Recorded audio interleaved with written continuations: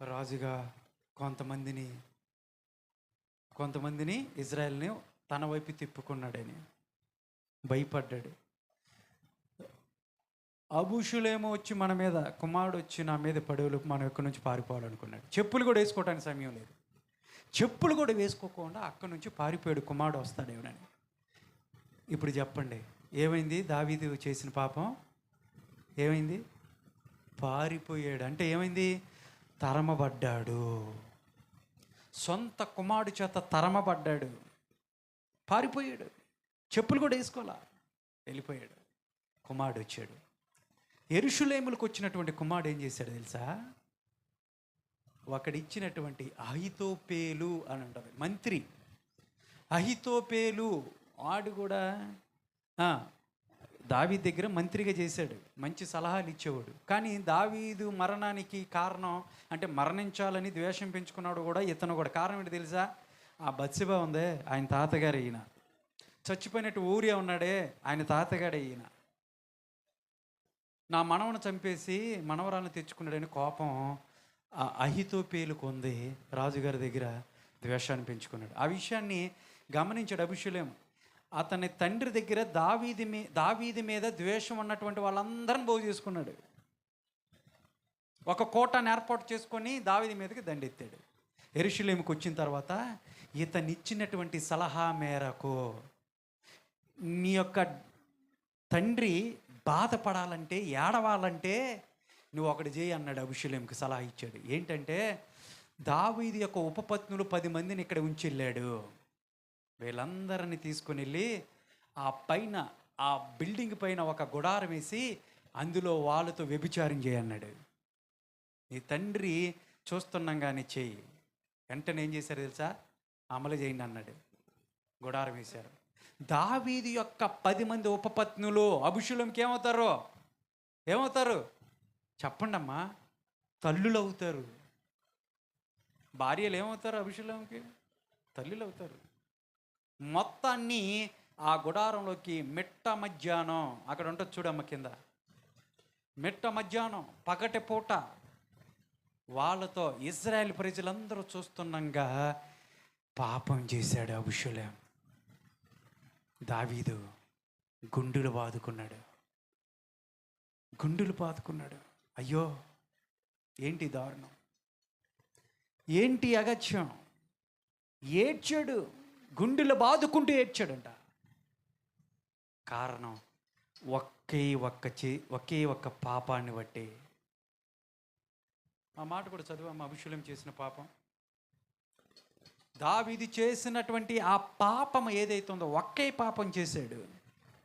ఆ పాపానికి దేవుడిచ్చినటువంటి శిక్ష ఏదైతే చెప్పాడో అమలైందే లేదా? అనుభవించాడా లేదా? అనుభవించాడు. కుటుంబ జీవితంలో బిడ్డల భవిష్యత్తు నాశనం అయిపోవటానికి కారణం అయిపోయాడు. నాశనం అయిపోయింది. ఎంత దారుణంగా నాశనం అయిపోయారో చూడండి. బిడ్డలందరూ కూడా నాశనం అయిపోయారు. జాగ్రత్తగా గమనించండి, ముగిస్తా ఉన్నా. దేవుడు చెప్పినటువంటి, నన్ను లక్ష్య పెట్టకోకుండా నువ్వు రహస్యమందు చేసినటువంటి పాపాన్ని నేనేం చేస్తాను తెలుసా? బహిరంగంగా నీ చెరలో ఉన్నటువంటి వాళ్ళే, నీ బిడ్డ చేతే నేను పాపం చేయిస్తా. అంటే దేవుడి యొక్క శిక్ష దావీదు మీద పడింది. అతను చేసినటువంటి పాపము పట్టుకొని తరమబడి వెంటాడింది. గుండెలు బాదుకున్నాడు.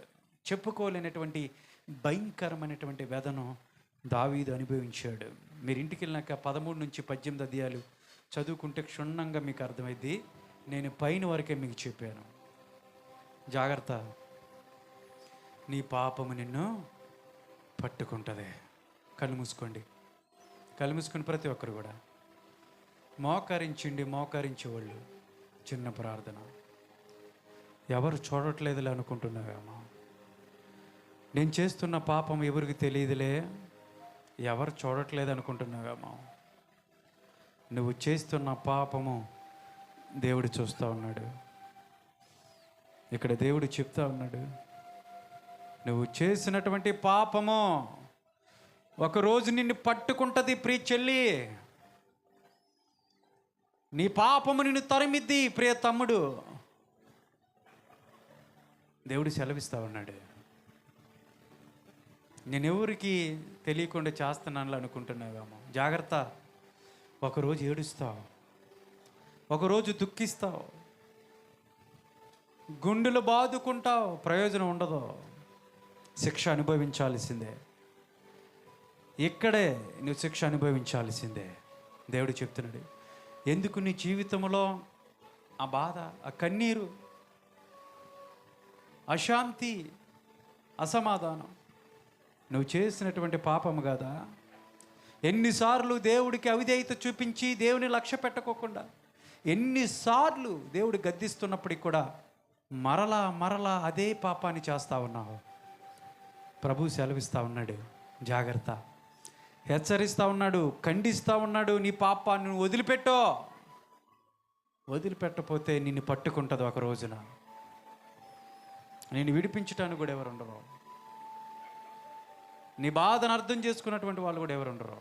వదిలిపెట్టి ప్రభు దగ్గరికి రా. దావీదు ఒక పాపమే చేశాడు, కానీ తన జీవితాంతము ఏడుస్తూనే ఉన్నాడు. బంగారు భవిష్యత్తుతో కలిగినటువంటి, సుందర రూపము కలిగినటువంటి బిడ్డల జీవితాలు, అబుషులేము యొక్క జీవితము చెల్లాచెదరైపోయింది. చివరికి అబుషులేము చనిపోయినట్లుగా లేఖనాల్లో ఉంది. దారుణంగా చంపబడ్డాడు అబుషులేము. కుమారుల జీవితాలు, కుమార్తె జీవితము చిన్న భిన్నమైపోయి దావీదు చూస్తుండగానే బిడ్డల జీవితాలు పాడైపోయినాయి. తండ్రి ఎలా తట్టుకుంటాడు బిడ్డ పాడవుతూ ఉంటుంటే? నీ బిడ్డ నీ ముందే పాపం చేస్తూ ఉంటుంటే నువ్వు తట్టుకోగలవా? నువ్వు తట్టుకోగలవా? వాడు నీకు ఎదురు తిరుగుతూ ఉంటే నువ్వు తట్టుకోగలవా? నీ మాట వినకపోతే నువ్వు తట్టుకోగలవా? తట్టుకోలేవే. పరమ తండ్రి కూడా నువ్వు చేస్తున్నటువంటి పాపము నిమిత్తమై ఆయన దుఃఖిస్తూ ఉన్నాడు, తట్టుకోలేకపోతున్నాడు. చెప్తున్నాడు, నువ్వు వింటలా. రోజు చెప్తున్నాడు, నువ్వు వింటలా. నీ పాపాన్ని వదిలేయమంటున్నాడు. ఈరోజు కూడా చెప్తున్నాడు, నీ పాపాన్ని వదిలేయి. అది నిన్ను పట్టుకొని నిన్ను చీల్చి నీ జీవితాన్ని నాశనం చేసి నిన్ను చంపకముందే నీ పాపాన్ని వదిలేసి దేవుని దగ్గరికి రా. దేవుని దగ్గరికి రా. ఆయన నిన్ను పిలుస్తూ ఉన్నాడు. వదిలేస్తావా?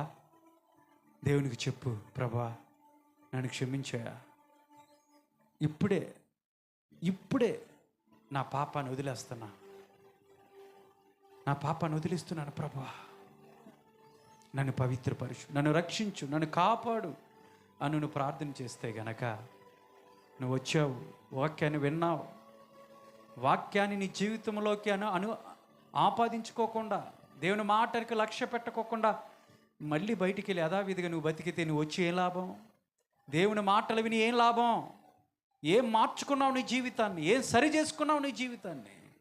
అదే జీవితం, అదే పాపం, అదే ఆలోచన, అదే క్రియలు, అవే మాటలైతే ఇంకా వచ్చి ఏ లాభం? దేవుడు అడుగుతున్నాడు, ఏం లాభం? ఏం సాధించావు? నా దగ్గర నుంచి ఏం పొందుకున్నావు?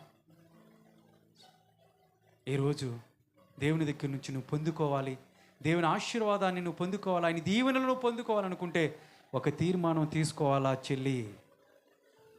ఒక తీర్మానం తీసుకోవాలా తమ్ముడు? దేవుడు మాట్లాడుతున్నాడు, వదిలే నీ పాపాన్ని,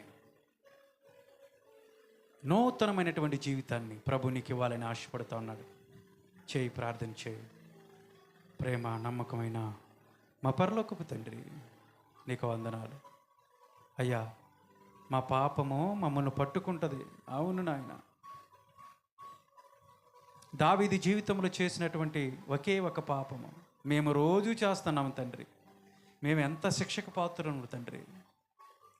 ఒకే ఒక పాపం వల్ల దావీదు జీవితంలో కుటుంబ జీవితం చిన్నాభిన్నమైనట్టుగా